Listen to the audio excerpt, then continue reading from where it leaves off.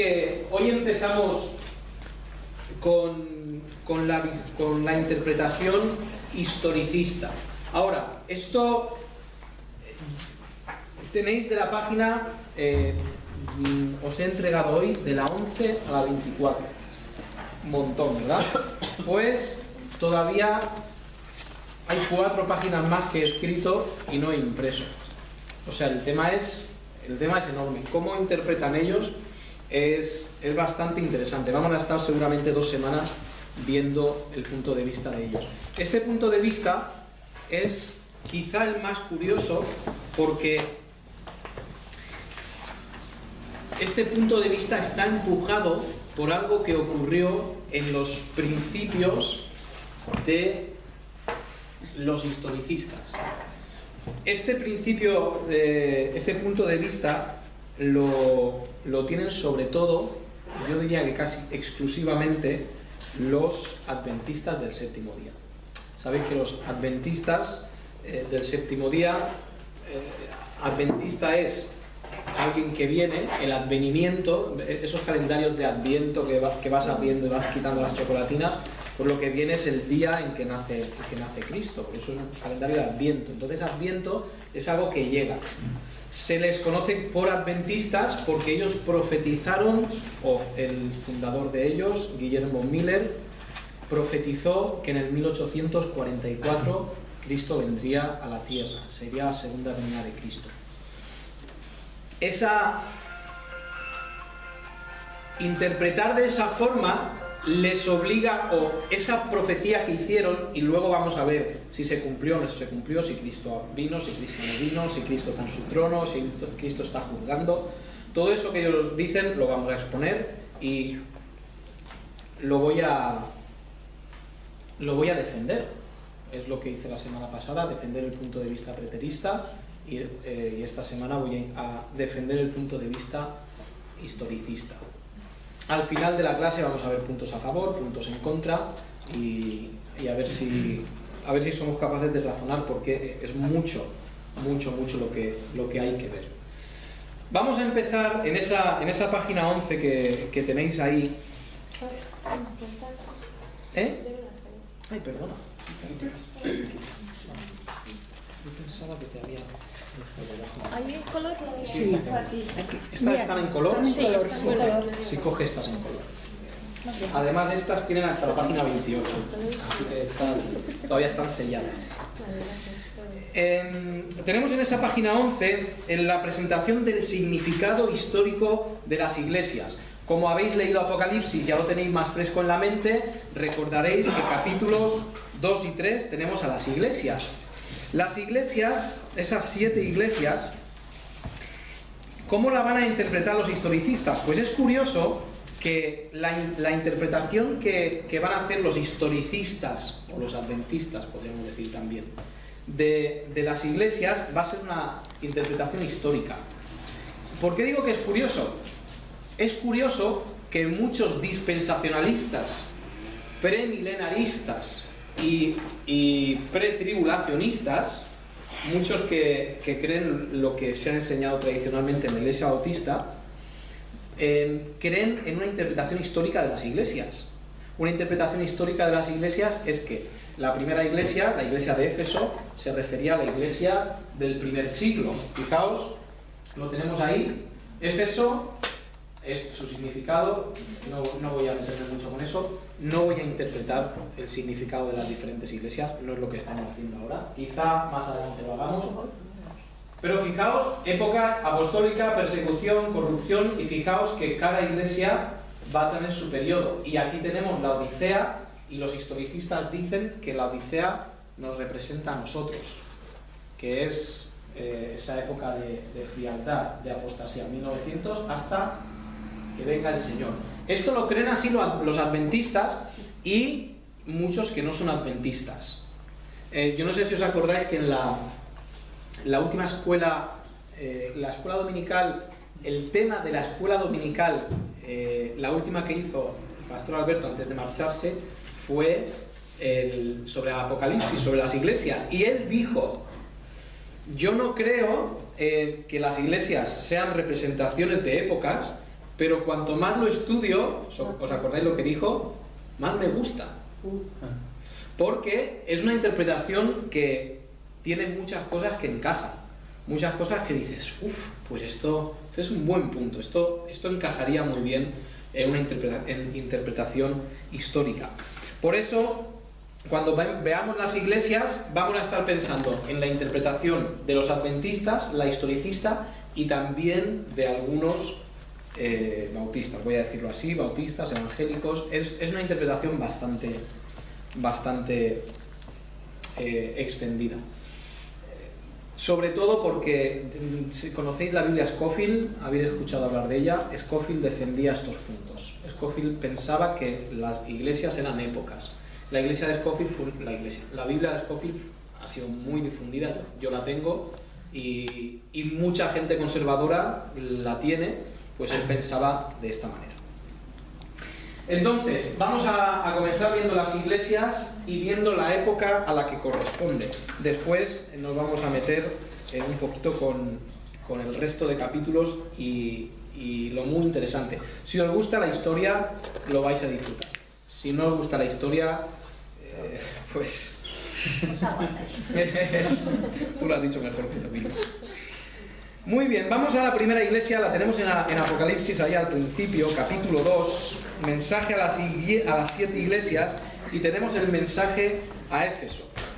Y voy a decir, lo voy a leer rápidamente. Escribe al ángel de la iglesia en Éfeso, el que tiene las 7 estrellas en su diestra, el que anda en medio de los 7 candeleros de oro, dice esto.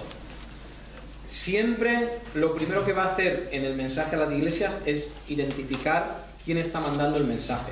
El que está mandando el mensaje es Cristo. Por mano de Juan, Cristo está mandando el mensaje. Si os fijáis, lo veremos más adelante, pero en todas las presentaciones, o casi todas las presentaciones, al principio de las cartas, tienen relación con lo que Juan ve en el capítulo 1 de la visión del hombre. Y eso es algo para mirar en el futuro.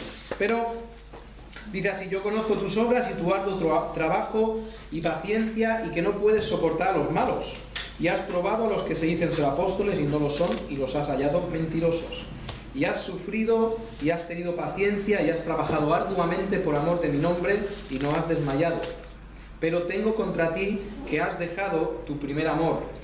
Recuerda, por tanto, de dónde has caído, y arrepiéntete y haz las primeras obras, pues si no, vendré pronto a ti y quitaré tu candelero de su lugar, si no te hubieres arrepentido.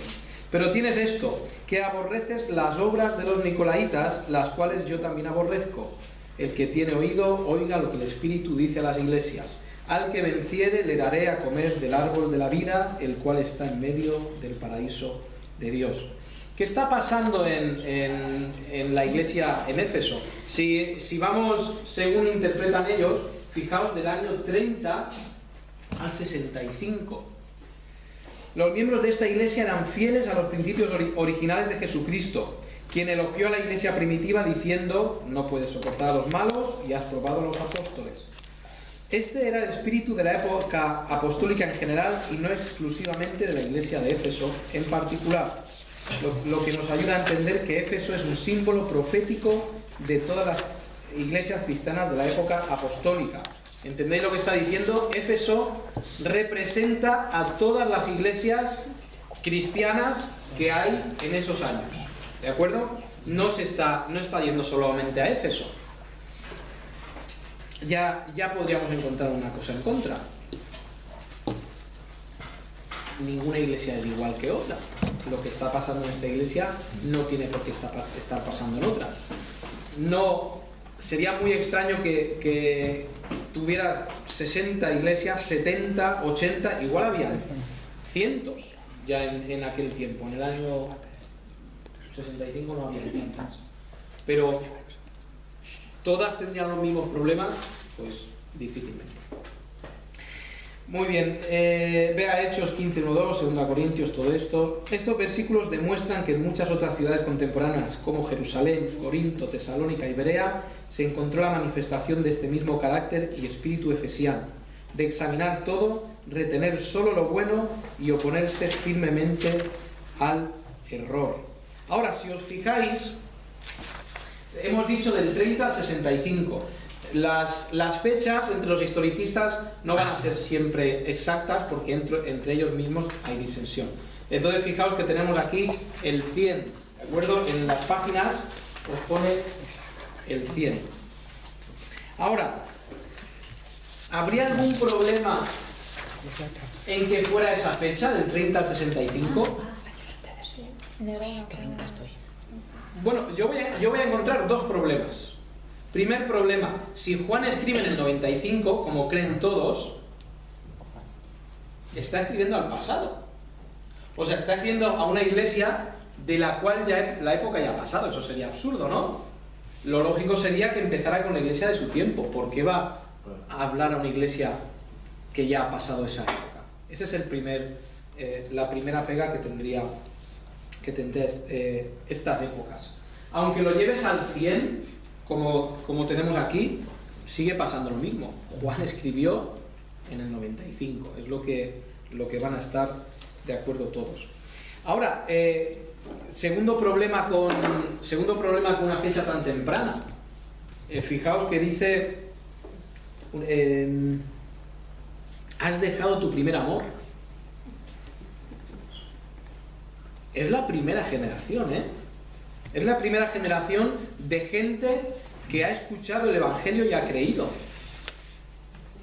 Yo podría entender que en el 100, en el 120, en el 130, cuando han pasado un par de generaciones, se ha enfriado el calor espiritual. Pero está hablando de la iglesia naciente. ¿Y cómo es la iglesia naciente? Vamos a Hechos y vemos una iglesia que ha perdido el primer amor. ¿Qué va? Vemos una iglesia muy viva. Quizá juntamente con Filadelfia, seguramente las iglesias más vivas y más calientes. Entonces, ellos proponen que es una época, vamos a seguir con esa idea y vamos a ir adelante.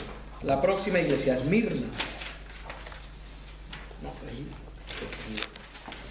Muy bien, la segunda de las 7 iglesias del Apocalipsis es Esmirna, lo tenemos en los siguientes versículos, y escribe al ángel de la iglesia en Esmirna, el primero y el postrero, el que estuvo muerto y vivió, dice esto. Eso es otra referencia al principio. Yo conozco tus obras y tu tribulación y tu pobreza, pero tú eres rico. Y la blasfemia de los que se dicen ser judíos y no lo son, sino sinagoga de Satanás. No temas en nada lo que vas a padecer. He aquí el diablo echará a alguno de vosotros en la cárcel para que seáis probados y tendréis tribulación por 10 días. Sé fiel hasta la muerte y yo te daré la corona de la vida. El que tiene oído, oiga lo que el Espíritu dice a las iglesias. El que venciere no sufrirá daño de la segunda muerte. Esta iglesia de Esmirna, podemos decir del 65 al 300, o podríamos decir del 100 al 300, eso no sería problema, caracterizada por pobreza, tribulación, persecución. Este es un buen resumen de la época, de la historia de la iglesia. ¿Sabéis cómo la iglesia naciente es perseguida tanto por judíos como por romanos? Es enemigo básicamente de todos ellos. Los judíos son una religión oficial en la época romana y los judíos no tenían persecución. Los judíos tenían derecho a sus sinagogas, tenían derecho a sus reuniones y hasta cierto punto tenían derecho a no rendir culto a César. Entonces, los cristianos, los que diríamos que es la iglesia verdadera, realmente es atribulada. Fijaos que habla aquí en Esmirna, habla de una tribulación de 10 días. Ahora, ¿cómo entendemos los 10 días? Vuelvo a decir, ¿está ocurriendo en 200 iglesias a la vez que hay persecución 10 días? ¿Se está refiriendo a una? ¿Cómo debemos entender? ¿Qué van a hacer los historicistas? Los historicistas van a decir, claro, esto es una alegoría. 10 épocas, 10 días, 10 épocas. Y si os fijáis, os he puesto a continuación, históricamente, las 10 persecuciones que hubieron. Siendo Nerón, como ha dicho Elena, al principio está ahí. Después Domiciano. Os suena Domiciano porque este Domiciano hablamos hace un par de semanas y es el que envió a Juan a la isla de Patmos. ¿De acuerdo? Trajano en el 107, Marco Aurelio en el 165, Séptimo Severo, Maximiano 235, Decio 249, Valeriana, Aureliano y Diocleciano.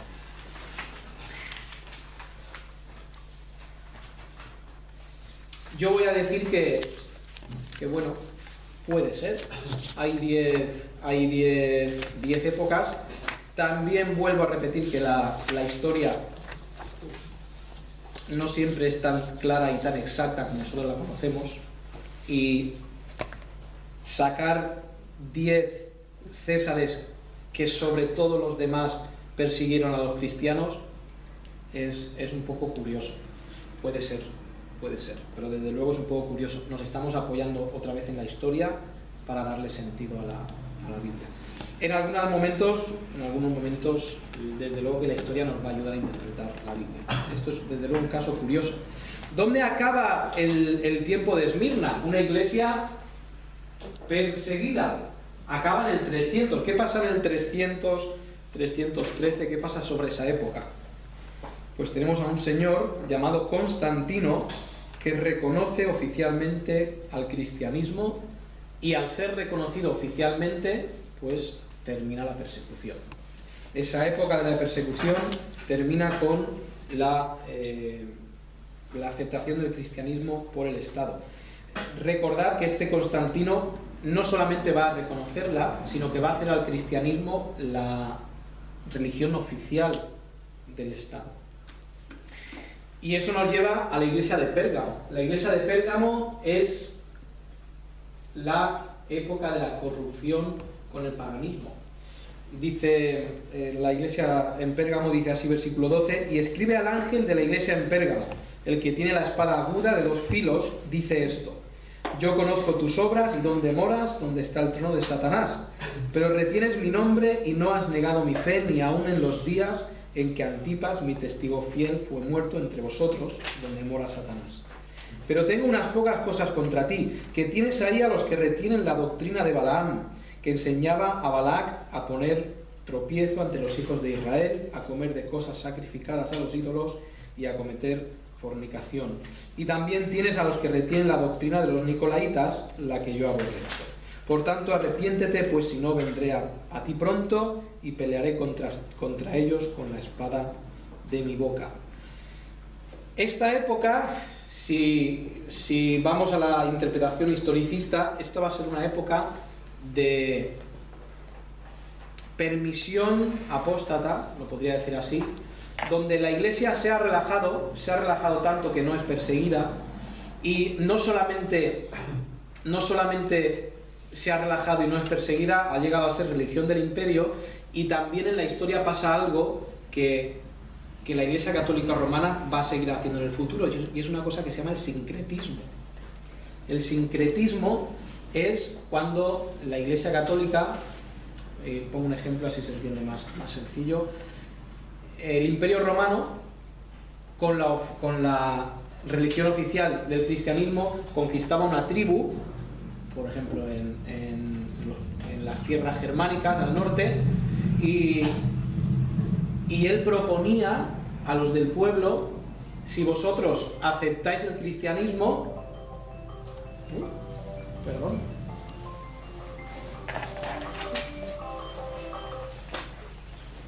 si vosotros aceptáis el cristianismo, no vais a tener ningún problema con Roma.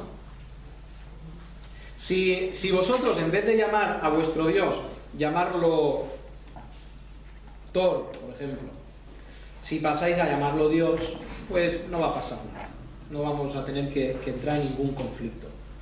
Vuestros días importantes, vuestros días de fiesta, no os preocupéis, vais a poder seguir usando esos días de fiesta, pero los vamos a llamar el día en honor a la Virgen, o el día en honor a los padres apostólicos.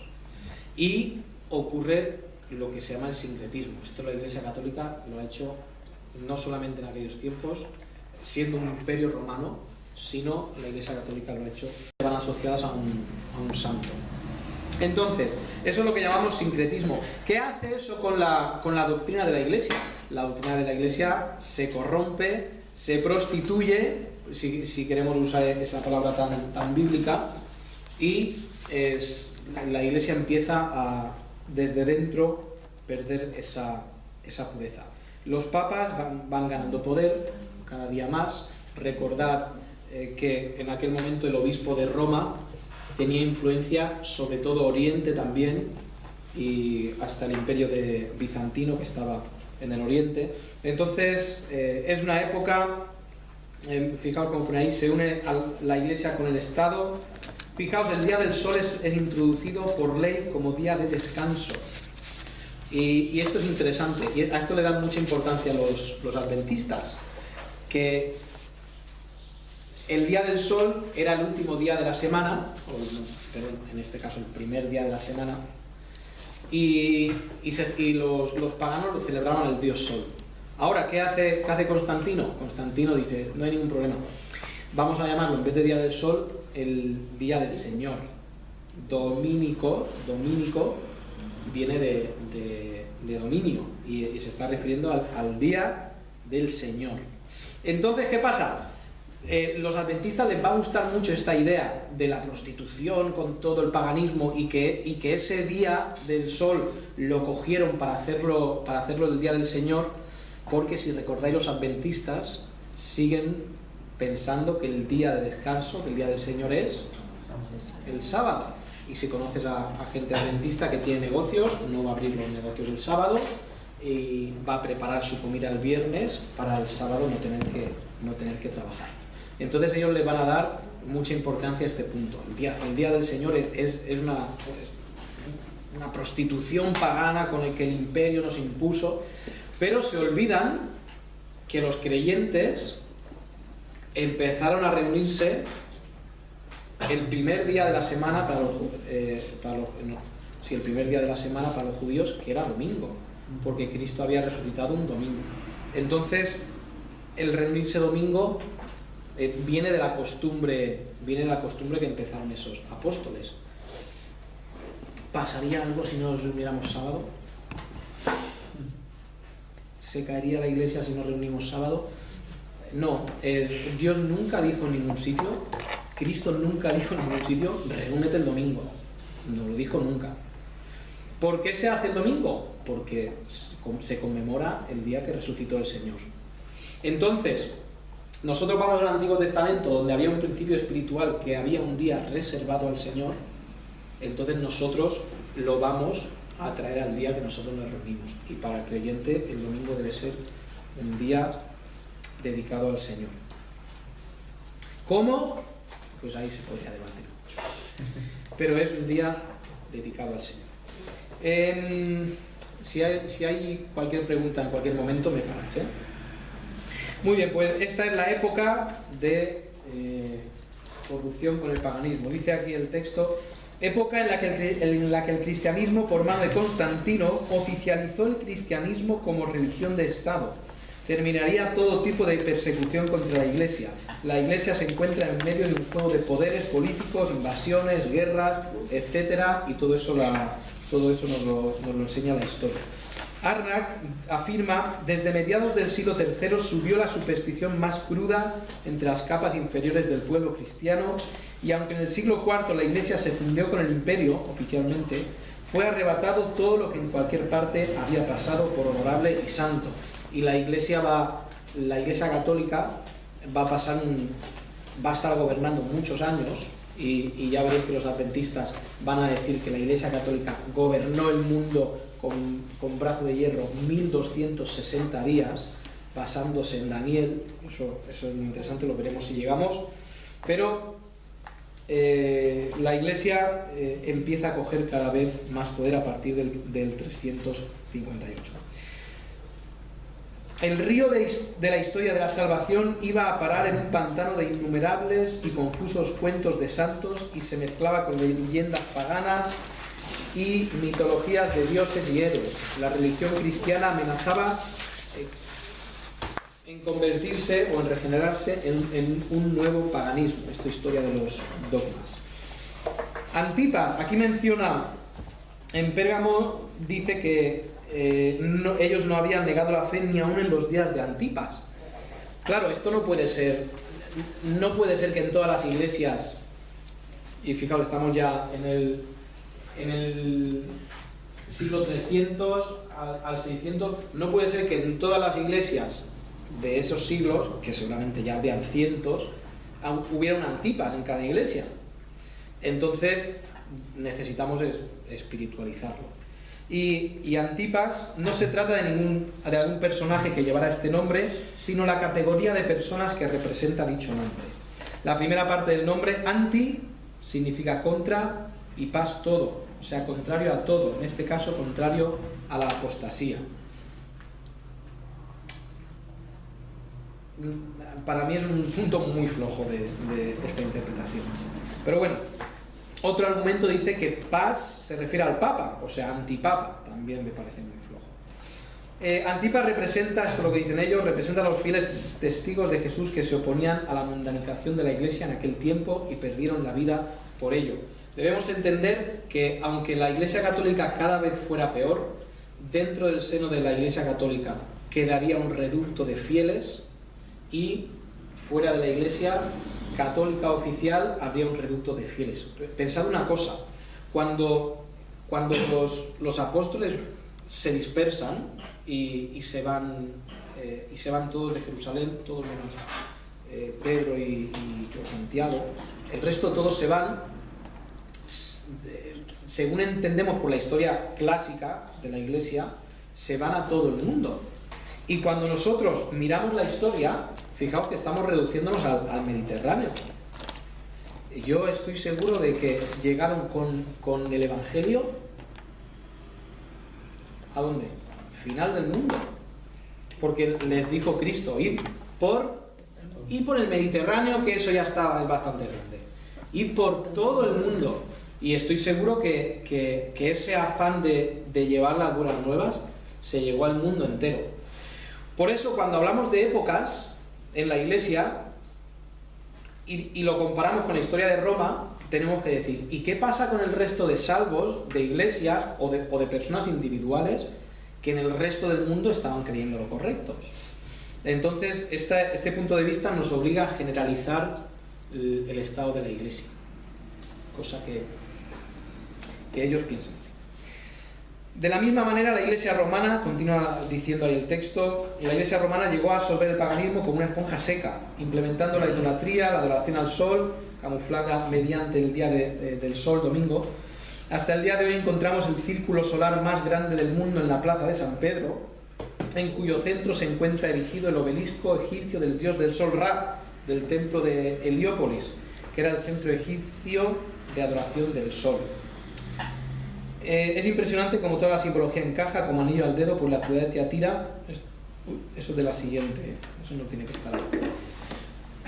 ¿A qué se refiere con eso? Pues yo estoy seguro que me puse a investigarlo y me iría por alguna rama y no he puesto al final la foto. Pero si vais a la ciudad del Vaticano, en algún momento hay una plaza circular,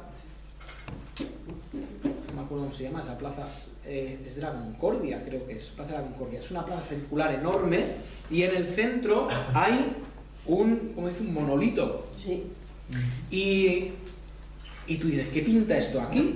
Y claro, los adventistas que van a fijarse tanto en Roma como la Babilonia pagana y apóstata, van a decir, claro, y es verdad, eso lo trajeron de Egipto. Y si no me equivoco, uno de los césares lo puso en el circo romano. Ahí estuvo un momento de la historia. Y cuando se construyó esa plaza, lo mandaron traer a la plaza. Vosotros preguntáis, ¿y qué dice la Iglesia Católica de esto? Porque la Iglesia Católica se defenderá diciendo que no adoran al sol. Pues se supone que eso es un reloj solar y que la sombra del monolito va marcando la hora a lo largo de toda la plaza.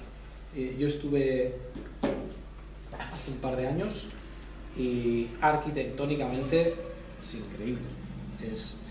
Además lo tiene hecho de una forma que si te pones en cierto sitio, solo ves una columna, das un paso y ves un montón. Es algo espectacular. Pero bueno, toda la historia del Vaticano es muy interesante. Pero los historicistas van a decir, claro, mira Roma. Roma desde el principio se ha vuelto pagana. Y todo esto ocurrió en ese tiempo de corrupción con el paganismo. Muy bien, vamos a Tiatira. ¿Cuándo va a terminar esta época? Tenemos ahí del 606 al 1517, y yo sé que sois personas muy listas. ¿Qué pasa en el 1517? Lutero clava las 95 tesis en la iglesia esa de Wittenberg, y esto lo van a interpretar los historicistas como el principio de otra. ¿De acuerdo? Vamos a tener ahí, después de la corrupción, vamos a tener unos años de 600 hasta el 1517, donde la iglesia se dividiría, unos años donde la iglesia es muy, muy poderosa. La iglesia católica en estos momentos, y luego os voy a decir un poco qué lleva a la iglesia a ser tan poderosa, pero en estos momentos, 606 al 1517, la iglesia católica gobierna el mundo como quiere. Ha ido cogiendo poder. En estos años, ¿qué está pasando en Roma? Del 300 al 606, lo que está pasando en Roma es que Roma va a desaparecer, porque vienen los godos, vienen los visigodos, vienen los ostrogodos, vienen los vándalos, vienen los hunos, vienen los otros. Vienen todos los... Y eso va a provocar luego, como veremos, por qué Roma coge tanto poder. Pero leemos ahí Tiatira dice: yo conozco tus obras y amor y fe y servicio, y que tu paciencia y que tus obras postreras son más que las primeras. Pero tengo unas pocas cosas contra ti, que toleras que esa mujer Jezabel, que se dice profetisa, enseñe y seduzca a mis siervos a fornicar y a comer cosas sacrificadas a los ídolos. Y le he dado tiempo para que se arrepienta, pero no quiere arrepentirse de su fornicación. He aquí yo la arrojo en cama y en gran tribulación a los que con ella adulteran, si no se arrepienten de las obras de ella. Y a sus hijos heriré de muerte, y todas las iglesias sabrán que yo soy el que escudriña la mente y el corazón, y os daré a cada uno según vuestras obras. Pero a vosotros y a los demás que están en Tiatira, a cuantos no tienen esa doctrina y no han conocido lo que ellos llaman las profundidades de Satanás, yo os digo, no os impondré otra carga. Pero lo que tenéis, retenedlo hasta que yo venga. Al que venciere y guardare mis obras, hasta el fin yo le daré autoridad sobre las naciones. Pues, ¿qué pasa en esta época? Tenemos a Tiatira. En el año 606, Bonifacio III, por acuerdos políticos, logra el estatus, y esta fecha del 606 es un poco discutida, luego daremos información, pero logra el estatus de obispo universal. Hasta entonces ese título no está en mano de nadie, pero lo disputaban entre la iglesia de Oriente y la de Occidente. Recordáis que en Bizancio, que luego se llamaba Constantinopla, estaba el obispo de Oriente, y era el que en ese momento tenía influencia sobre esa zona. En este lado de aquí estaba en la iglesia occidental estaba el Papa Bonifacio. Por eso es que algunos aluden a Bonifacio como el fundador de la Iglesia Católica Romana. Recibe oficialmente el título de jefe de los cristianos. Eso incluía a todas las personas de los imperios cristianos, incluidos los emperadores. Ahora, esto es interesante.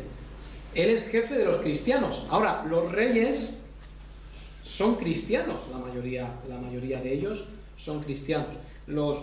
Como nota curiosa, todas las tribus germánicas, todas las tribus que pelearon contra Roma, terminan convirtiéndose o al catolicismo o al arrianismo. Arrianismo es una doctrina muy antigua que dice que Cristo no es Dios, sino que es solamente creado. Pero ellos llegan y al final se van a convertir. Entonces cada vez tienes un imperio más grande de cristianos. Y él se autoproclama jefe de todos los cristianos. incluidos reyes, incluidos emperadores, todos le debían obediencia. El Papa Bonifacio convoca un concilio para hacer un edicto por el cual se establecen 3 días de duelo por la muerte de un papa, y también se le daba a él, al papa, eso ahí sobran los acentos, se le daba al papa el derecho de excomulgar a cualquiera. Fijaos qué curioso, le daba al papa el derecho de excomulgar a cualquiera que hablara de quitarle del puesto. ¿De acuerdo? Esto significa, yo autoproclamo junto con mis cardenales que todo el que me tosa, que todo el que quiera quitarme a mí del puesto, lo excomulgo. ¿Qué significa excomulgar? Dar la excomunión es básicamente condenar al infierno. Es decir, tú no formas parte ya de la Iglesia Católica. Al no pertenecer a la Iglesia Católica, tu lugar es el infierno. Por eso los católicos dicen, todo el que es bautizado como niño por la Iglesia Católica forma parte del cuerpo de la Iglesia Católica. Según los católicos, de los 7 sacramentos que tienen ellos, con recibir cualquiera de ellos ya eres de la Iglesia, ya eres creyente y ya vas al cielo. ¿Qué pasa? Si has vivido mejor, pues irás pocos años al purgatorio. Si has vivido peor, irás muchos años al purgatorio. Pero todo el que ha participado de uno de los 7 sacramentos, y no me atrevo a decirlos de memoria, pero van a ser el matrimonio, la comunión, el bautismo, los votos de ser cura, la confirmación, matrimonio dicho, y la primera comunión. bueno, está, y el que me queda es la extrema unción, no sé si he dicho. Bueno, son 7. Sí, extrema unción. Si tú participas de alguno de los 7, ya eres salvo automáticamente. Y claro, eso es el cielo regalado.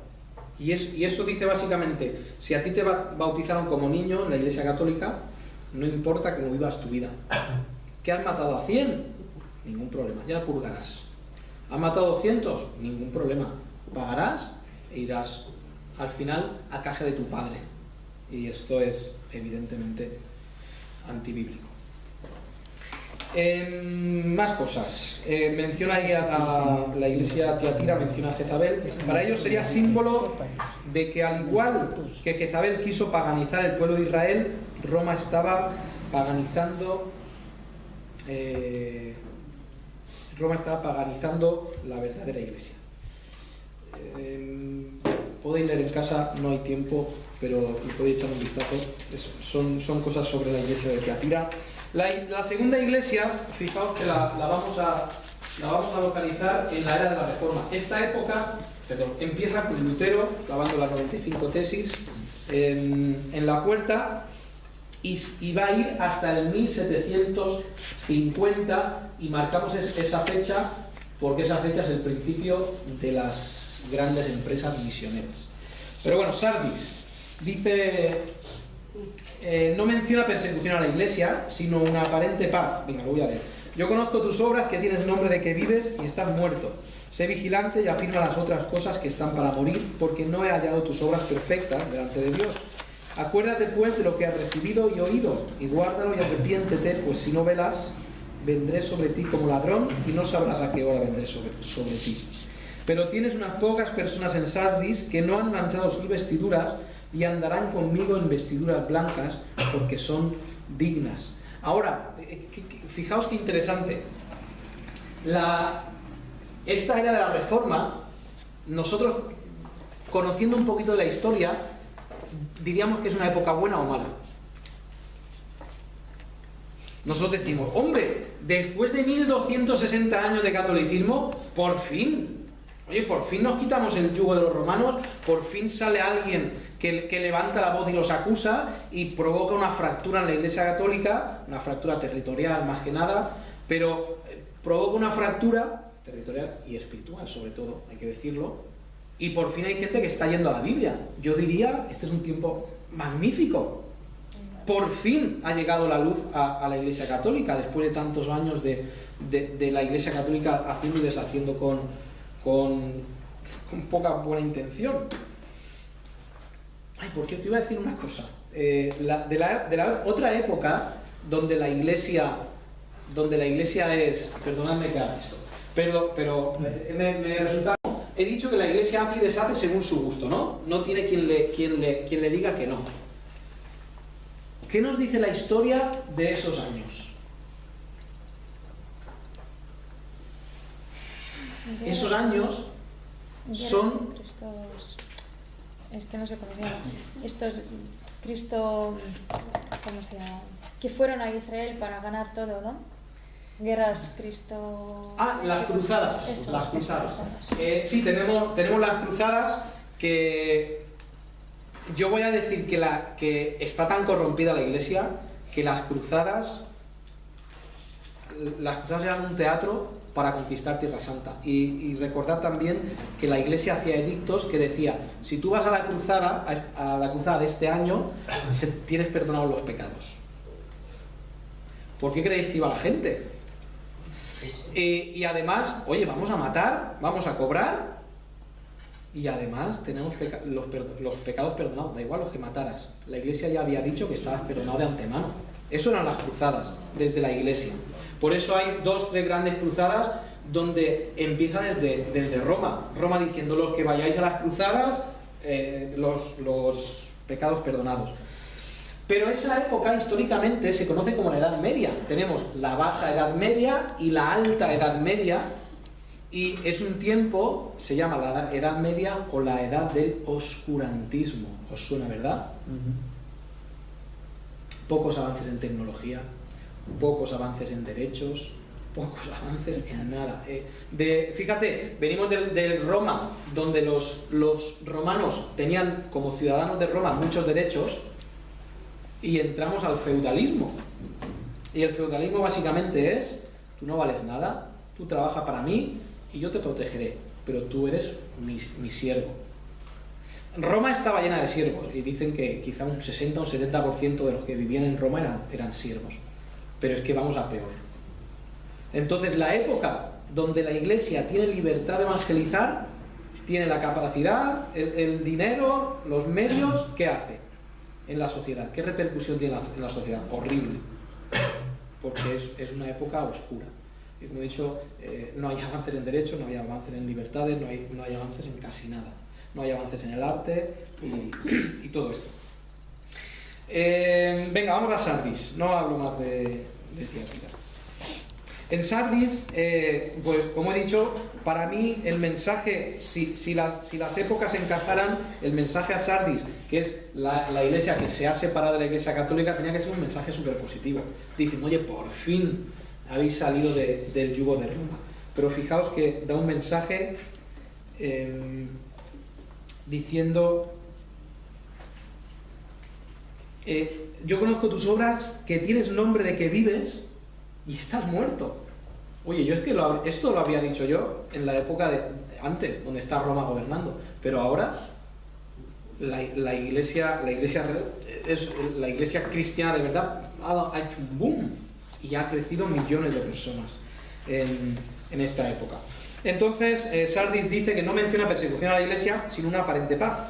No se menciona en Sardis ninguna persecución, aunque sabemos que la iglesia católica enseguida persiguió a los protestantes y se hicieron guerras, y sabéis que España fue uno de los que fue a pelear contra los protestantes y todo esto. Este periodo se extiende entre 1517 y 1555, el Tratado de Augsburgo, en que la Iglesia de la Reforma se unió con el poder político, negando así la esencia de sus principios, hasta el año 1800, en que tuvo lugar el despertamiento de la vida espiritual, que tuvo su apogeo en el movimiento adventista. El mensaje a Sardis parece una advertencia, pero no nos encaja históricamente. Vemos la Reforma como luz saliendo de oscuridad y esperaríamos un mensaje de esperanza. Esto no es lo que yo he metido ahí un poco de mi cosecha, pero los adventistas van a decir que aunque salió la iglesia protestante salió de Roma, pero enseguida empezaron a ir mal. Y yo no veo históricamente, no interpreto históricamente eso.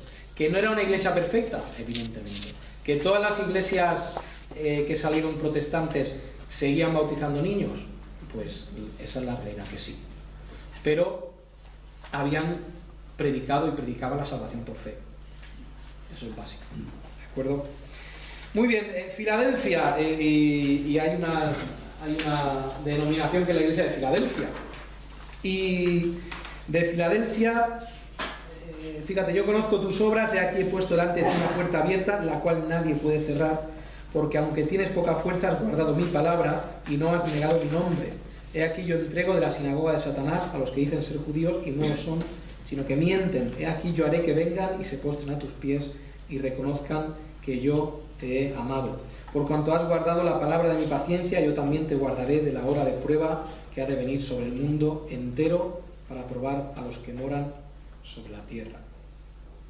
Esta época, Filadelfia, es la época del despertar misionero. Muchos misioneros fueron enviados a los países paganos. Se crearon las sociedades bíblicas, Sociedad Bíblica Británica y extranjera, en marzo del 804. El movimiento adventista nacía, por otra parte, en cumplimiento de las profecías de los 2300 días o años dadas por Daniel. Esto lo vamos a ver también.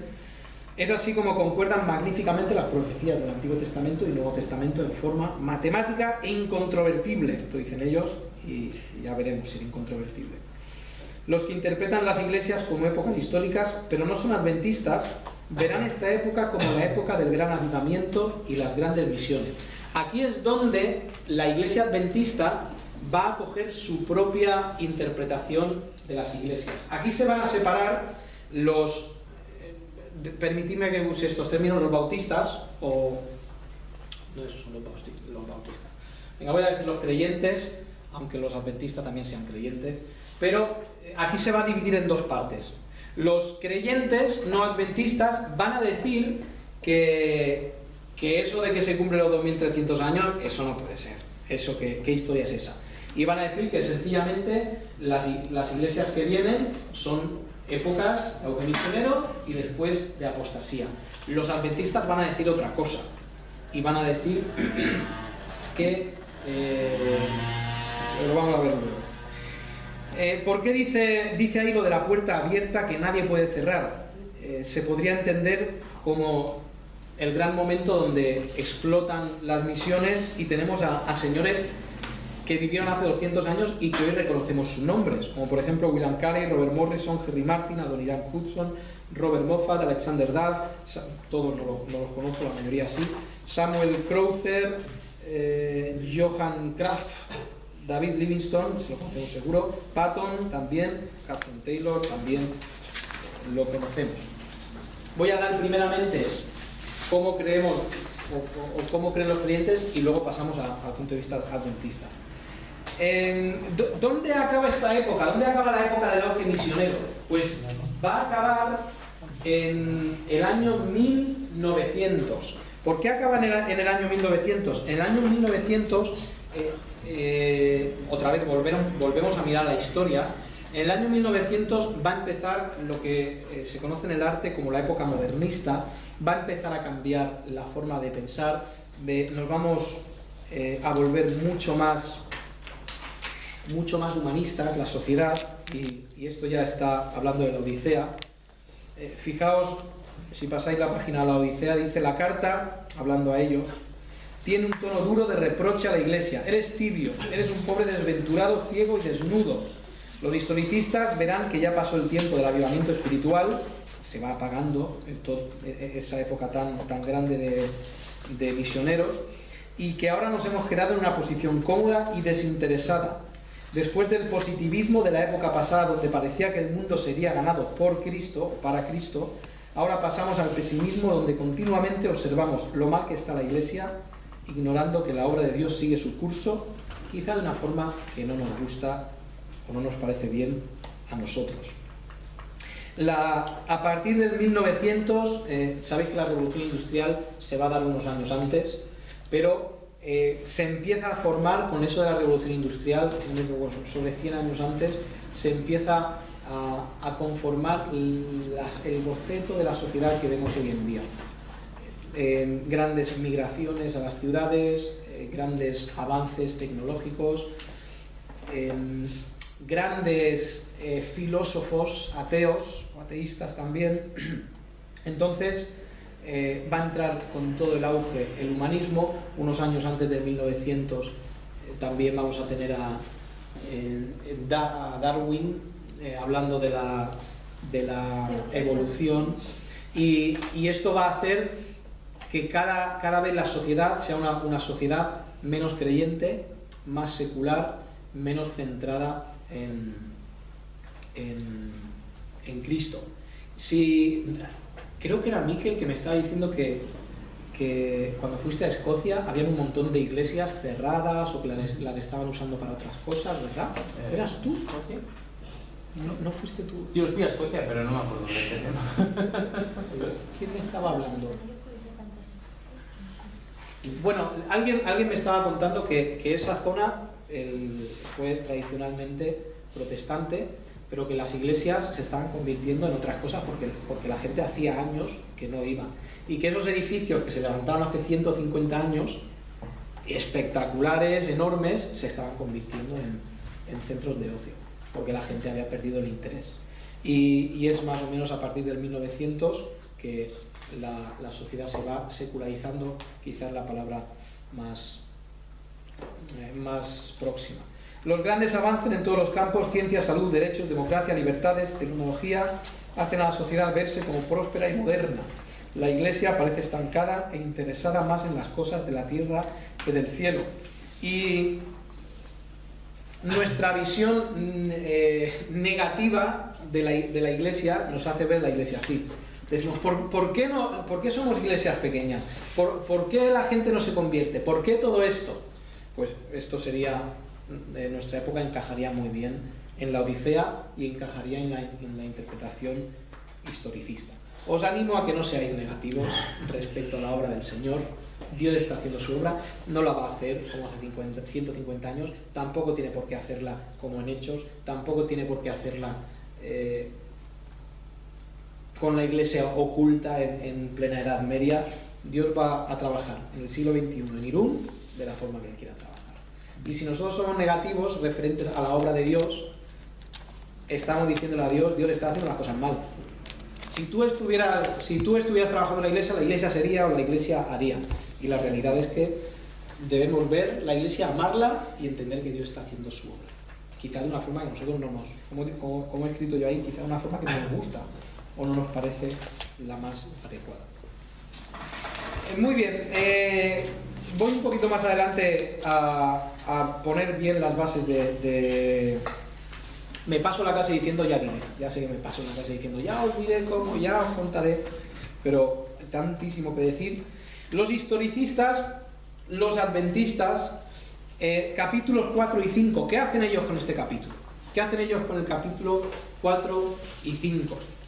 Según los historicistas, esto ocurrió en el pasado, cuando Cristo subió al cielo a sentarse a la diestra del Padre, y ahora está desatando a lo largo de la historia los sellos de los juicios. Vamos a ver cómo para los historicistas los sellos se van a ir derramando, se van a ir abriendo a través de la historia, atacando a Roma, atacando sobre todo a Roma. Roma va a ser el centro de los 7 sellos. Tenemos primer sello en capítulo 6, y os lo quiero hacer muy visual para que pudierais ver. El primer sello, ellos van a decir que se corresponde a la iglesia de Éfeso y a la iglesia de Esmirna. Fijaos, los sellos tienen que ver con un caballo blanco, y el que lo montaba tenía un arco y le fue dada una corona y salió venciendo y para vencer. Ellos van a decir que es Cristo este que sale venciendo y para vencer. La postura dispensacional va a decir que este es una imitación de Cristo, pero no es Cristo, es Satanás. Fijaos, el segundo sello es la iglesia profética de Pérgamo, donde en el segundo sello sale un caballo bermejo y el que lo montaba le fue dado poder de quitar de la tierra la paz y que se matasen unos a otros, y se le dio una gran espada.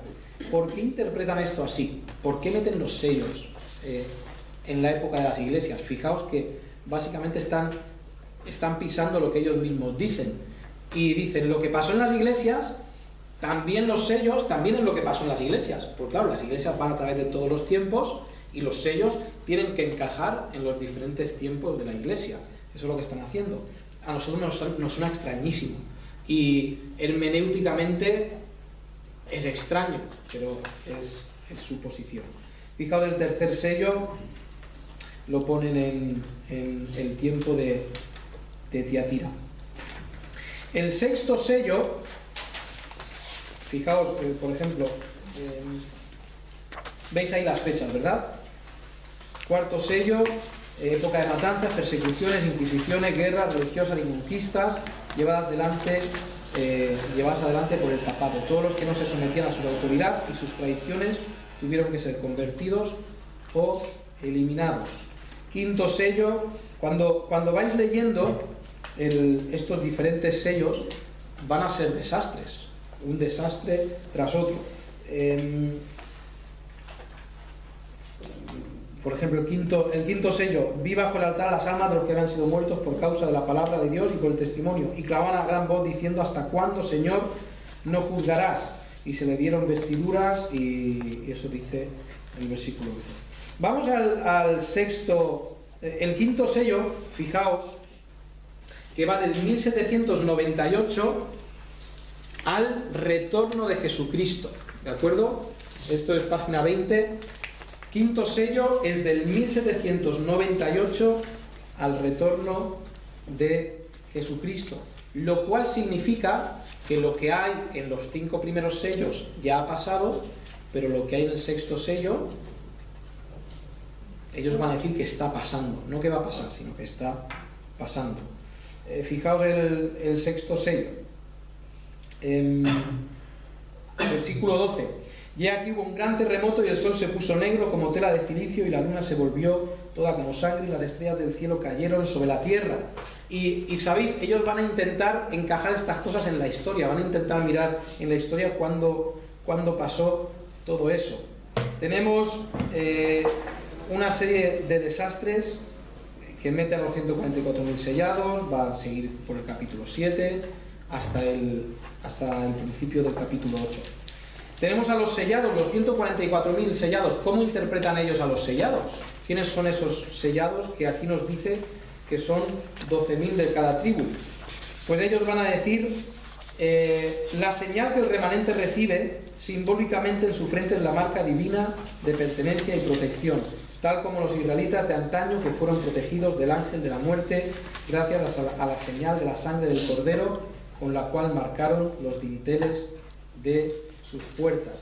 No son judíos realmente, no son 144.000 realmente, ellos van a espiritualizar eso. Fijaos en todos estos tiempos de desastre, cuando yo perdí aquí un versículo,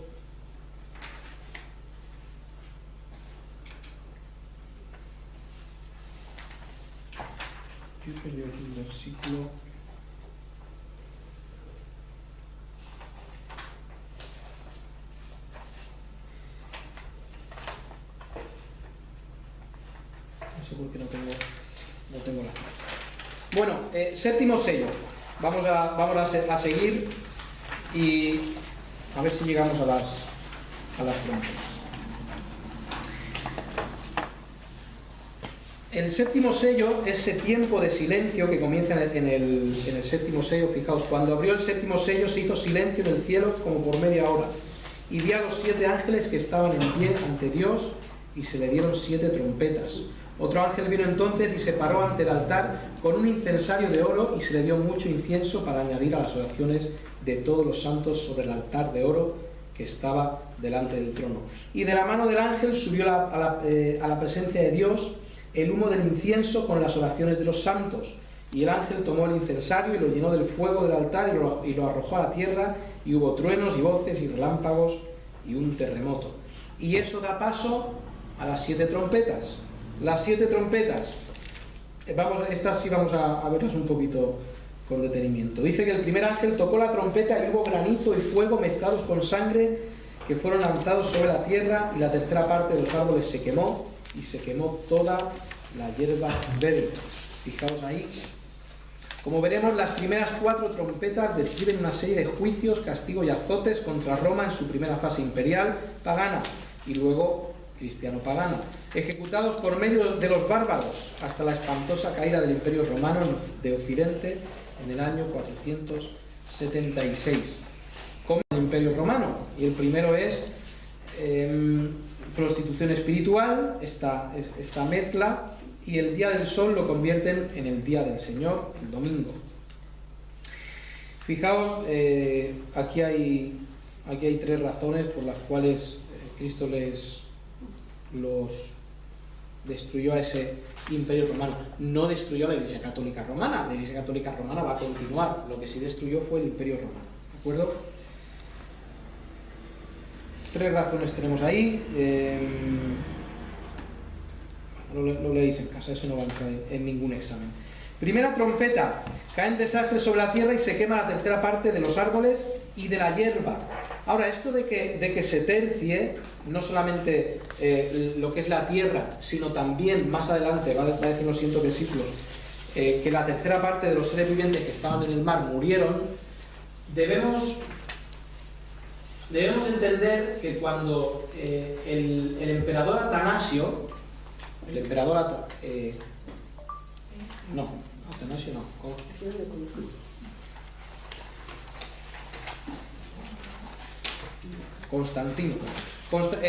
Constantino, después de que él reinara, el imperio se divide en 3. Entonces ellos, los historicistas, van a decir, claro, esto es terciar. Se ha terciado la tierra, se ha terciado el mar, porque se divide en 3 el imperio romano. Y ellos van a decir que esto encaja perfectamente.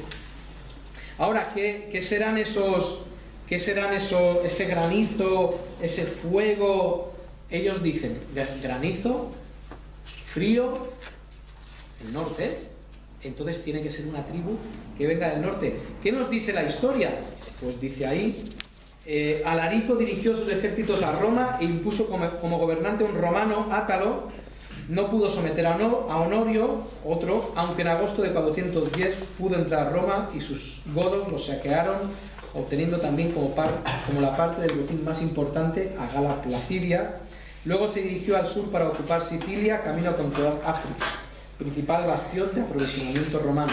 Falleció al poco de intentar cruzar el mar y su sucesor, Ataulfo, desestimó este invento y se volvió al norte, pero para buscar un acuerdo con Honorio, para servirles y para que ese acuerdo se llevara, se casó con su cautiva Gala Placidia. Los primeros, ese sangre, ese granizo, representa a esta tribu. Eso es lo que ellos van a decir. Segunda trompeta, va a decir, el segundo ángel tocó la trompeta y como una gran montaña ardiendo en fuego, fue precipitada en el mar y la tercera parte del mar se convirtió en sangre. ¿Qué van a decir ellos?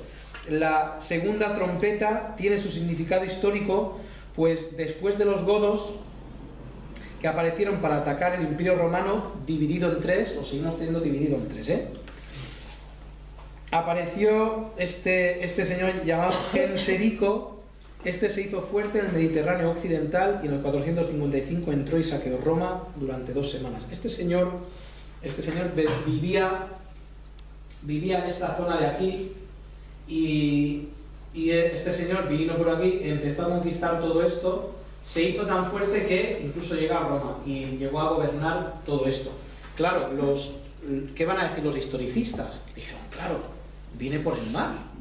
Entonces, claro, encaja perfectamente. La tercera parte, una montaña ardiendo fue precipitada en el mar y la tercera parte del mar se convirtió en sangre. Esto es como entraron estos bárbaros en Roma, es lo que van a decir ellos. Tercera trompeta. Cayó del cielo una gran estrella sobre la tercera parte de los ríos y las fuentes de agua. El agua es símbolo de vida, algo sin agua está muerto, significa que vendría un tiempo de muerte espiritual, porque la iglesia empezaba a reinar con brazo de hierro. Muchos hombres murieron espiritualmente, esto lo van a espiritualizar todo. Murieron espiritualmente porque Roma está empezando a ser, o la Iglesia Católica está empezando a ser lo que será en el futuro, un cuerpo sin vida, solamente religioso. En esta época aparece para atacar a Roma Atila, este sí nos suena por lo menos, con su ejército de los hunos. Cuarta trompeta. En la cuarta trompeta tenemos, por cierto, voy a decir una cosa. El tercer ángel cayó del cielo una gran estrella ardiendo como una antorcha y cayó sobre la tercera parte de los ríos y sobre las fuentes de agua. Y el nombre de la estrella es Ajenjo. Ahora, contamina la tercera parte de las aguas. Yo creo que no he puesto aquí la foto, pero ¿os suena el nombre Chernóbil? Yo sé que a Elena y a Nico seguro que les suena Chernóbil. El mayor desastre nuclear de la historia del hombre. Chernóbil, una de sus traducciones es Eso. Ajenjo. Es Ajenjo. Puede ser, estoy especulando, estoy especulando. Nadie emigra a otro país lejos de Chernóbil. Eso está inestable, lo que están haciendo es tapándolo una vez tras otra en cuanto se... Ay, gracias, Reina. Muchas gracias. En cuanto se rompe la cáscara un poquito, enseguida van con un montón de cosas. Y Chernóbil está al lado del río. Y ese río cruza Ucrania entera, pasa por Kiev, por la capital, y llega hasta el Mar Negro. Entonces, ¿puede pasar en el futuro algo? ¿Tendrá que ver con Chernóbil? ¿Caerá un meteorito en Chernóbil y Chernóbil? Todo especulación. Pero es curioso esto de Ajenjo. La cuarta trompeta, el cuarto ángel, dice los versículos: fue herida la tercera parte del sol y la tercera parte de la luna y la tercera parte de las estrellas, para que se oscureciese la tercera parte de ellos y no hubiese luz en la tercera parte del día y asimismo de la noche, un tiempo de oscuridad. Pues aquí viene un señor llamado Odoacro, que por fin es el que termina de destruir el Imperio Romano. Hasta ese momento el Imperio Romano ha estado agonizando por los continuos ataques, pero no está muerto todavía. No hasta que llega este hombre, conquista Roma, se proclama gobernador de Roma, cosa que no había pasado antes, y se autoproclama como rey, dando por finalizado el Imperio Romano en la famosa fecha del 476. Parece claro que los versículos de la Biblia están hablando de una reducción de luz. A partir de estas fechas da comienzo lo que en la historia se conoce como la Edad Media o la etapa del oscurantismo. Es en esta época, este Odoacro reina muy poco tiempo. ¿Sabéis qué hace? Y sabéis la razón que dije antes por la cual la Iglesia Católica va a llegar a tener tanto poder en Europa.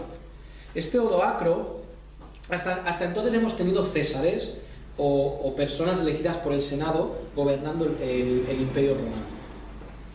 Cuando este Odoacro llega y conquista y se autoproclama rey, el obispo de Roma, y lamento no tener su nombre, pero el obispo de Roma en ese momento va y negocia con Odoacro y le dice,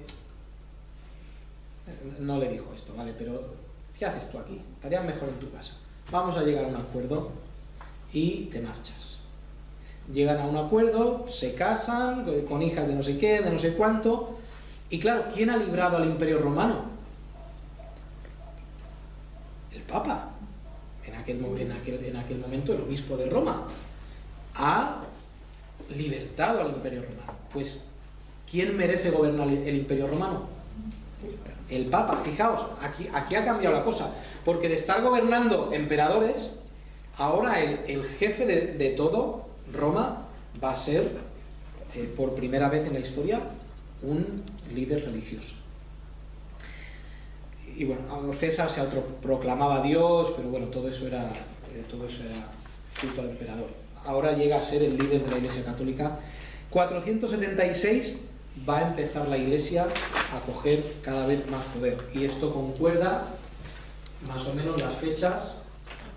Cuando empieza a coger poder, va cogiendo, aquí se va a estar corrompiendo durante el 300 adelante y va a ir cogiendo cada vez más poder.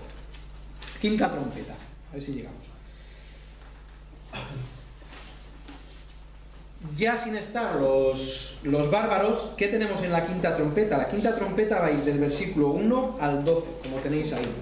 Vi una estrella que cayó del cielo a la tierra y se le dio la llave del pozo del abismo, y abrió el pozo del abismo y subió humo del pozo como humo de un gran horno. Se oscureció el sol y el aire por el humo del pozo, y del humo salieron langostas sobre la tierra, tal, y llegamos hasta, digo con mucho respeto desde luego a la palabra de Dios, llegamos hasta el versículo 12. ¿Qué van a decir aquí los historicistas? Van a decir, bueno, se acaban los bárbaros, pero van a entrar en escena los islamistas, los árabes van a aparecer en la escena. Han sido hasta la actualidad, hasta día de hoy, son los grandes enemigos de la cristiandad católica y cristiana, y ven como enemigos todavía a los que llevan el nombre de cristianos. Los versículos tan crudos sobre desastres que nos hablan estos del 1 al 12 nos hablan de la historia del Islam contra el cristianismo, y por eso había traído esta foto.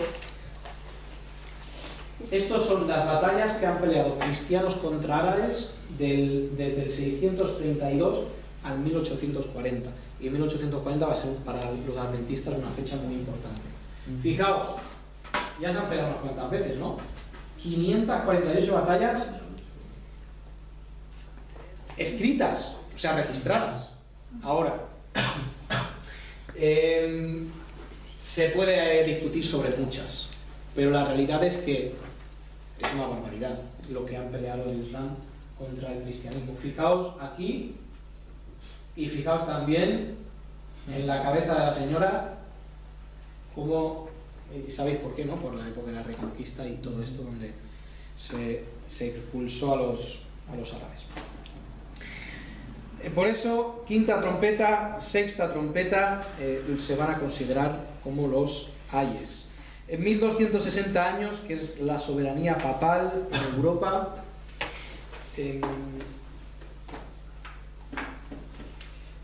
venga, es que ya no voy a decir más veces que lo diré en el futuro. Vamos al libro de Daniel y...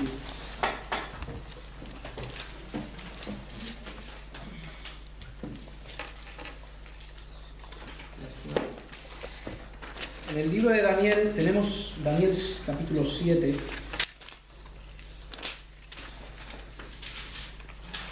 Capítulo 7 de Daniel.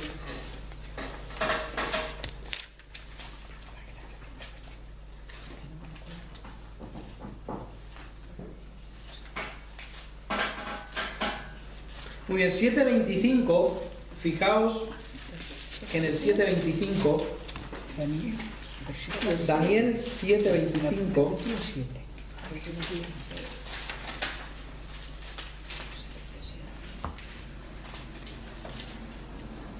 ay, me falta, he llegado donde quería. Fijaos, habla del 7:25, y con esto termino. Habla de que los 10 cuernos significan que de aquel reino se levantarán 10 reyes, y tras ellos se levantarán otro, el cual será diferente de los primeros, y a 3 reyes derribará. Esta es la visión de las 4 bestias que tiene Daniel, y todos entendemos que la cuarta bestia es el Imperio Romano. ¿De acuerdo? Estos son 4 reinos, lo hablamos ya en Daniel. El último reino es el Imperio Romano, que es un monstruo que se levanta con cuernos y todo esto. Pues lo que dicen en el versículo 25, que a este imperio le serán entregados en su mano tiempo y medio tiempo. Cuando se refiere a tiempo y medio tiempo, a ver.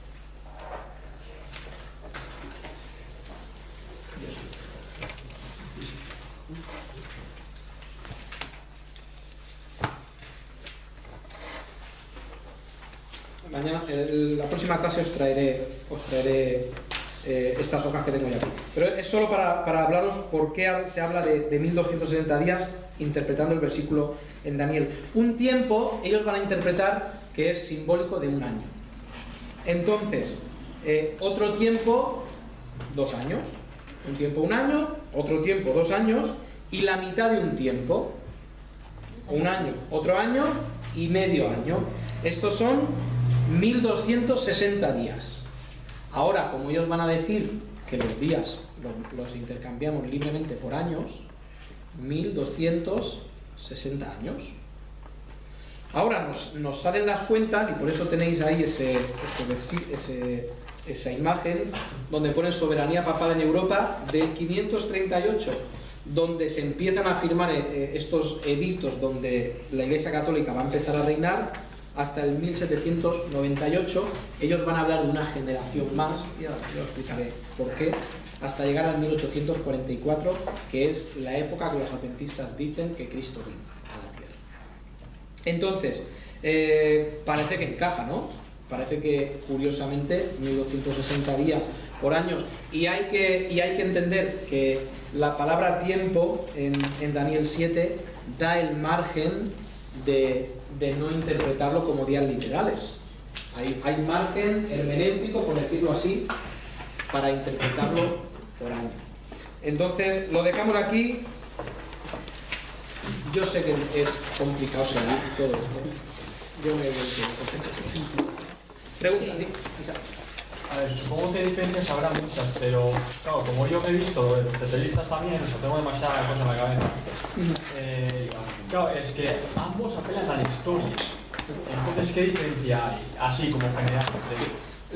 Los preteristas van a meter todo el libro de Apocalipsis antes del año 69. Ellos van a entender que el Apocalipsis, la gran tribulación, es la destrucción de Jerusalén física. Entonces ellos cogen todo Apocalipsis y lo meten en unos años. Lo que están haciendo y lo que van a seguir haciendo los historicistas, que hemos llegado a la mitad del libro, lo que van a seguir haciendo es diciendo, sí, este versículo son los americanos, como han dicho hasta ahora, y van a aparecer los americanos, va a aparecer la Revolución Francesa, por ejemplo, van a señalar que esto ocurrió, esto así y esto así. Entonces lo van a alargar la historia. ¿Hasta cuándo lo van a alargar? Hasta el 1844, cuando ellos dicen que viene Cristo. O sea, es historia, pero en otra época. Es historia, pero en vez de limitarla al principio de la historia cristiana, ellos lo alargan a través de toda la historia. Por eso ellos van a decir que Cristo sí vino en el 1844, que Guillermo Miller se equivocó porque esperaba que Cristo bajara físicamente, pero lo que Cristo hizo era sentarse en el trono a juzgar. Entonces ellos van a decir, capítulos 4 y 5 han ocurrido, no han ocurrido, Cristo está sentado desatando los sellos, estamos en el 7º sello y es muy curioso. Voy a decir una cosa, perdonadme que os quite 5 minutos de vuestra vida normal. Los adventistas creen en la salvación por fe, ¿de acuerdo? Escatológicamente son muy particulares, obligados por los que profetizaron, fechas que les obligan a adaptar su teología a esas predicciones. Cuando tú vas a una librería adventista vas a ver libros sobre romanos y sobre la salvación por fe, pero tochos gordos. Ellos van a creer en la salvación por fe. Van a hacer cosas que a nosotros nos parecen muy raras, como guardar el sábado, por ejemplo, y mirar tanto a Helen White, su profetisa tan importante. Pero yo creo que estarán con nosotros en el cielo. Y ellos se llevarán muchas sorpresas y nosotros también. Esa es la realidad. Vamos a orar. Vilma, ¿quieres orar tú y despedirnos? ¿Sí? Seguro. Amado y buen Dios, te damos infinitas gracias por permitir que entendamos un poco tu palabra. Permite, amado Dios, que todas estas clases sean para el bienestar de nuestras almas, que podamos, Padre, crecer en la vida espiritual. Bendice a todos y cada uno de los que estamos aquí. Regálanos sabiduría, entendimiento, gozo, paz, que todos los dones del Espíritu Santo moren dentro de nosotros. Bendice también al pastor para que nos guíe hacia el día de la primera resurrección, a estar contigo y con Cristo. Bendice también a los que todavía no han llegado a tu casa. Tócales el corazón, en especial a mis hijos y a todos y cada uno de los que tienen su corazón aquí. Bendice esta noche, permite que seamos siempre benditos con tu nombre. Te lo pedimos en el nombre de Jesús, oramos. Amén. Amén.